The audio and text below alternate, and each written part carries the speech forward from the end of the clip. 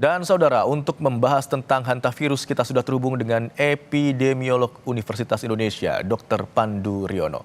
Selamat siang, Dr. Pandu. Selamat siang, Baik, Dr. apa Pandu, kabar? tolong jelaskan secara lebih spesifik lagi kepada kami, seperti apa virus hanta sebenarnya, termasuk penularannya seperti apa, termasuk juga gejalanya seperti apa.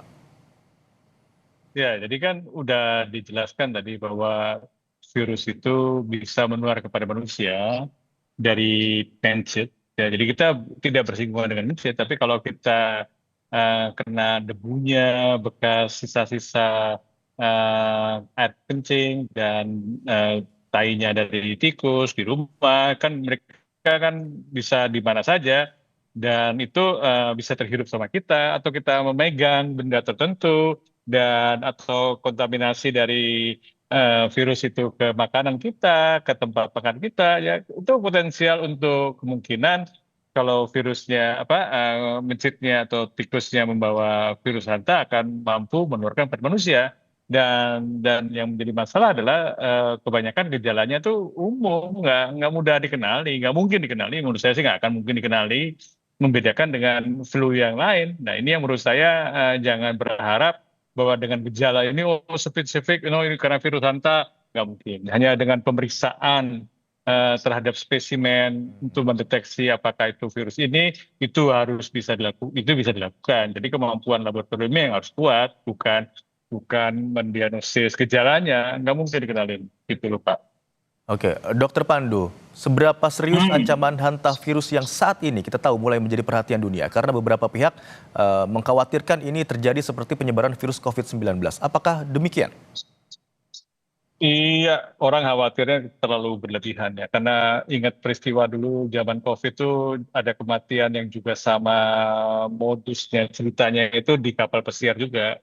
Ya, jadi ini yang kemudian terjadi di kapal pesiar juga dan menjadi berita, wah ini sama dengan COVID. Padahal enggak, kalau COVID kan memang virus corona itu kan sudah ditularkan dari manusia ke manusia. Sekarang tuh masih dianggap sebagai zoonosis, jadi itu ditularkan dari hewan tikus yang sebagai reservoir terhadap virus ini ke manusia melalui cara-cara tadi yang menurut saya masih tidak mungkin atau belum bisa lah kita klaim ada penularan dari manusia ke manusia. Itu bedanya. Jadi jangan terlalu khawatir sampai orang kemungkinan dicurigai virus hanta diisolasi, dikarantina. Enggak, orang nggak ada penularan dari manusia ke manusia, ngapain diisolasi? Fokus pada upaya-upaya bagaimana mencegah penularan dari mencit ke manusia. Karena kan mencit ada di mana-mana, hidup dengan kita.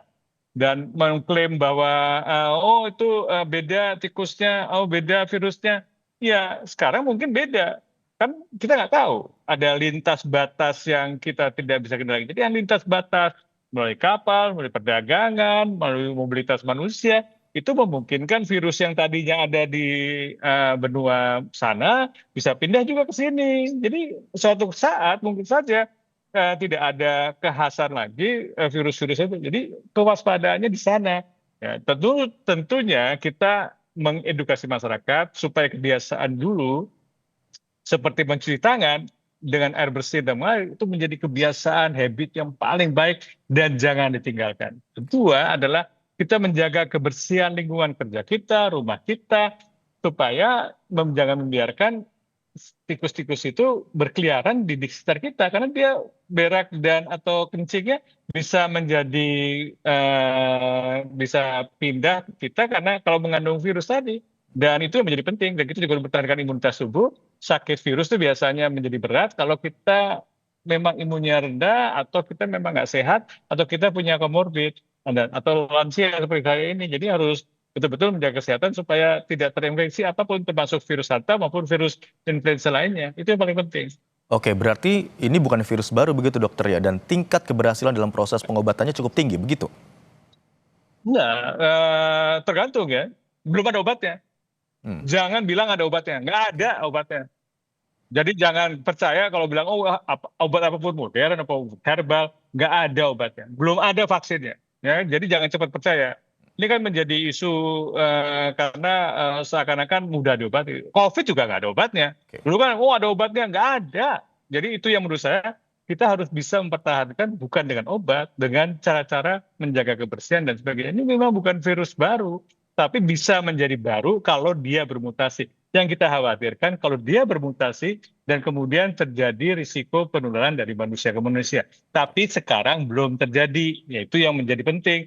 Jangan terlalu cemas bahwa akan terjadi penularan dari manusia ke manusia. Oke. Saat ditemukan kasus begitu atau suspek orang yang terindikasi kemudian dikhawatirkan terjangkit virus Hanta ini. Lalu bagaimana dengan proses pengecekannya? Apakah setelah dicek hasilnya tersebut dapat langsung keluar atau membutuhkan waktu yang cukup lama untuk mengetahui hasilnya? Ya kalau laboratoriumnya cukup modern bisa cepat diketahui kan. Tapi kan problemnya orang sakit itu kan kebanyakan tidak berobat, ya kan, apalagi flu, ya kan, kemudian terlambat. Dan juga rumah sakit juga tidak mengenali, kan orang berobat sendiri dan rumah sakit tidak mendeteksi kemungkinan itu.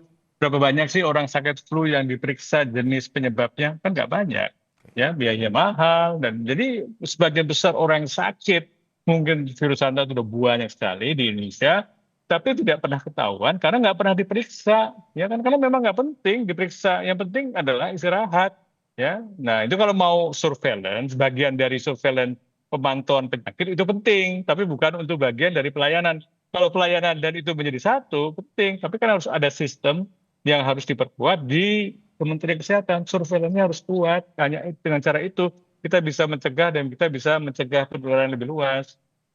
Oke, belajar dari pandemi COVID-19 yang pernah terjadi begitu Hmm, ya. Lalu apakah ya, sistem deteksi dini Indonesia kini sudah lebih siap menghadapi ancaman virus baru, dokter? ya kalau saya bilang belum siap, tapi lebih Oke. baik. Ya kan sekarang jauh lebih baik, ya kan laboratorium ada di mana-mana, sistem sudah dibangun, tetapi belum sempurna, masih jauh sempurna. Pertama apa? Karena orang juga tidak mau diperiksa, ya kan. Kedua juga kewaspadaan itu belum melekat pada setiap petugas di sebuah wilayah, kan. Orang bisa ngomong ada surat edaran dan macam-macam, tapi apakah dipastikan diimplementasi di daerah? Belum tentu. Jadi harus dipastikan terus-menerus diingatkan karena ini Oke. menjadi momen penting bahwa pandemi itu akan pasti terjadi, tapi kita tidak tahu kapan dan kita tidak tahu penyakit apa. Karena itulah kita harus benar-benar lebih siap dan benar-benar siap. Oke, lalu kelompok masyarakat tertentu apakah ada? Misalnya kelompok masyarakat berdasarkan umur atau yang memiliki penyakit bawaan yang paling rentan terpapar hantavirus ini, Dok? Ya, yang paling mudah terpapar dengan ya yang bergaul sama ini kan dengan tikus kan kalau itu akan lebih bersiko. Tapi kan resikonya nggak sama kalau masih muda, masih usianya masih kuat dan sebagainya. Tapi yang paling berbahaya adalah orang yang imunitasnya rendah. Kalau dia sakit apapun, tingkat fatalitasnya tinggi, apalagi virus, apalagi ini karena virus baru kan. Kita kan nggak tahu banyak kejadian virus mencit kan bukan hanya menularkan virus Hanta tapi juga menularkan leptospirosis dan itu terjadi terus-menerus dan kita tidak pernah serius mengatasinya bagaimana supaya mencit atau tikus yang di mana membawa leptospirosis saja masih terus terjadi outbreak itu setiap banjir setiap ini selalu terjadi. Jadi kan artinya alert edukasi masyarakat masih belum jalan, promosi kesehatannya masih belum jalan supaya masyarakat diingatkan, diberitahu, sistemnya juga harus jalan. Yang ini yang menurut saya kalau kita sudah terbiasa, mungkin saya baru bisa mengatakan bahwa kita siap menghadapi ancaman apapun. Sekarang belum siap. Oke, pemerintah telah menyiapkan sejumlah rumah sakit, kalau tidak salah ada 21 rumah sakit untuk mencegah apabila amit-amit begitu ya kalau kasus ini merebak di Indonesia. Apakah fasilitas kesehatan yang dimiliki oleh Indonesia saat ini sudah mumpuni untuk mengatasi hantavirus? Ya, jangan rumah sakit lah. Itu kan artinya kan orang pandemi aja belum ada gitu kan. Dan kemungkinan masih kecil, harusnya upayanya itu bukan membangun rumah sakit, tapi membangun bagaimana sistem di public health prevention-nya. Termasuk kalau ada kapal dari negara mana, karena diperiksa kemungkinan ada tikus di kapal itu juga berbahaya. Jadi bukan hanya masalah Kementerian Kesehatan, jadi juga surveillance dari hewan dan sebagainya harus jalan, karena itu nggak bisa sendirian Kementerian Kesehatan. Dan kalau menyiapkan rumah sakit kan seakan-akan bahwa ini akan terjadi pandemi dan banyak kasus yang akan muncul. Enggak akan muncul seperti itu gitu kan. Jadi janganlah uang atau fokus energi untuk melakukan sesuatu yang tidak relevan atau tidak produktif untuk mencegah penularan di tingkat awal lebih dasar. Jadi Kementerian Kesehatan jangan nyiapkan rumah sakit, nyiapkan di sini, lainnya di sini. Itu yang harus yang benar gitu. Oke, baik antisipasi dan juga mitigasi perlu dilakukan oleh pribadi masing-masing tentunya mulai dari diri sendiri dan juga Betul, wilayah betul. tempat kita tinggal setidaknya untuk mencegah penyebaran virus ini dari tikus begitu ya paling utama. Terima kasih atas Betul. perspektif yang telah Anda sampaikan di program Kompas siang hari ini, Dr. Pandu Riono, epidemiolog Universitas Indonesia. Salam sehat, dokter. Salam sehat.